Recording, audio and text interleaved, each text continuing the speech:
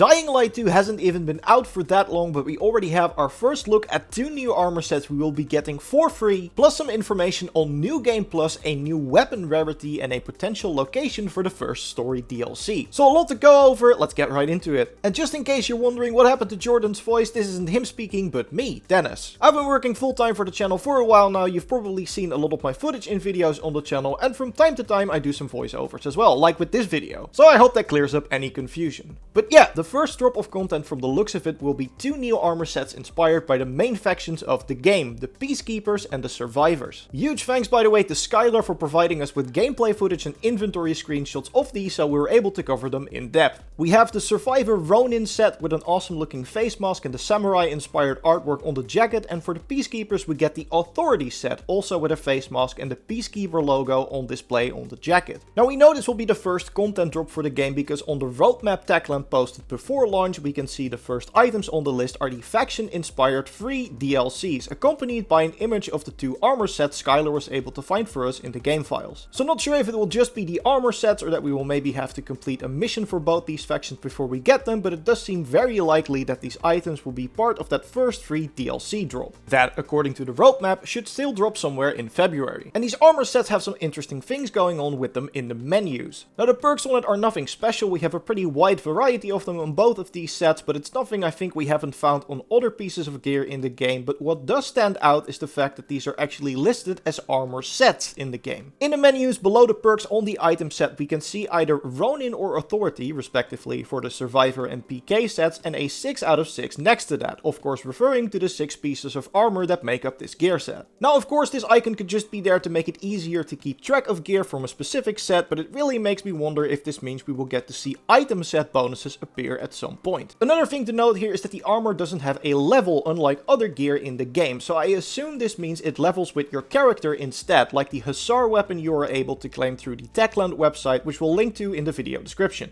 The armor sets also come with their own weapons by the way, but before we get into those, remember to leave a like if you like the video so far and subscribe if you don't want to miss our next Dying Light video. Alright, back to the weapons now. So like I said, each set gets their own weapon, and the Peacekeeper set comes with a giant 2-handed mace, the Authority. And we see it in action here, still hitting like a truck even against higher level enemies. The second weapon though, that is part of the Ronin set, the Wise Katana, is even more interesting. And of course, running around with a katana is already pretty badass. We already have them in the main game, so you can already do that if you want to. But what I found really interesting here is that the weapon rarity is listed as legendary and not artifact. So what exactly does that mean? Well, for starters, we know that the Wise Katana isn't the only weapon of this rarity, as YouTuber DPJ showed off some other weapons found through data mining of this same rarity. And on top of that, for some players like me, the Hussar weapon I mentioned earlier is also of this legendary rarity.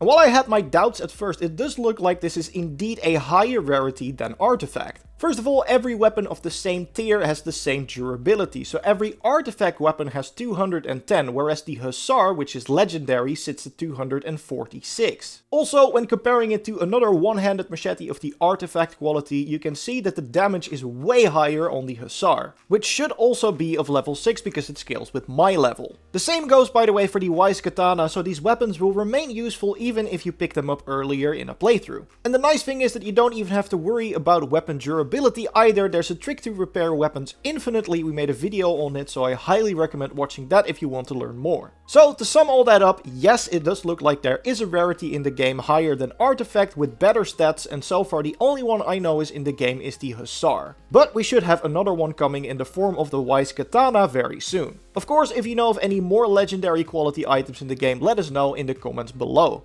But these items are of course only the first on the roadmap. Apart from that, there will be even more content and updates coming our way, like an FOV slider for console players. Lead designer Timon Smektala noted on Twitter that FOV and motion blur configuration will be added, and while not stated specifically, I think he's referring to consoles here, as I'm pretty sure PC already has an FOV slider. On top of that, Timon also stated that there's an update to motion sickness issues incoming that will appear sooner. And then over on Twitch we had Jonas Scott, the voice actor for protagonist Aiden Caldwell, giving us an answer to a question I think a lot of you are already asking. Will we get a New Game Plus? Well, Jonah, time to spill the beans. Is there New Game Plus? Not yet. Stupid, I know, but they're working on it. So that's great news. We sadly don't have more New Game Plus info than that, but we do of course know more about what content we can expect thanks to that development roadmap we mentioned earlier. After the free faction-inspired DLCs, which should release somewhere in February, we will get a new set of challenges in March, presumably parkour challenges looking at the image. Then in April we will get a series of events called Mutated Infected, and the picture here looks like the revenants we fight in the GRE anomaly, so maybe the event will have something to do with those. In May we will get another set of challenges. We see Aiden using the paraglider on the image here, so I assume one of the challenges will have us using that. And then finally in June we will have our first story DLC for the game.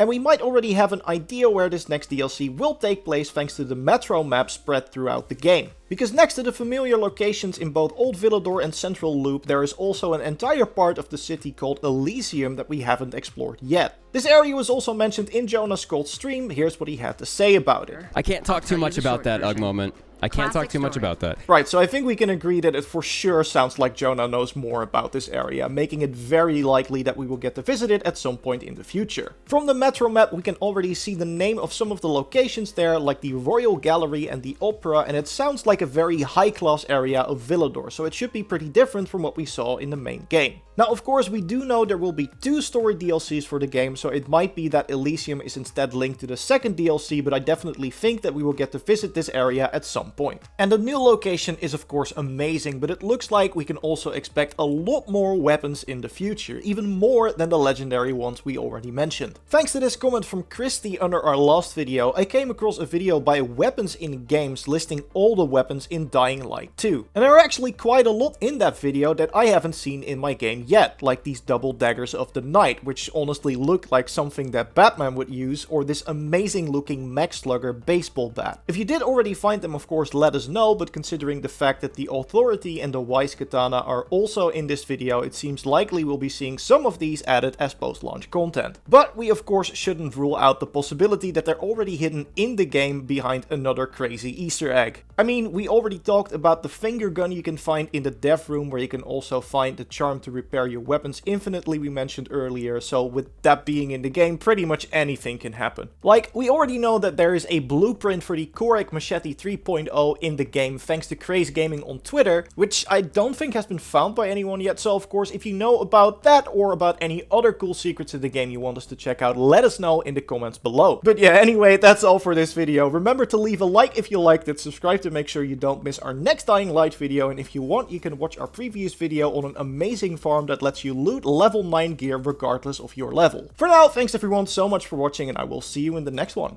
Goodbye!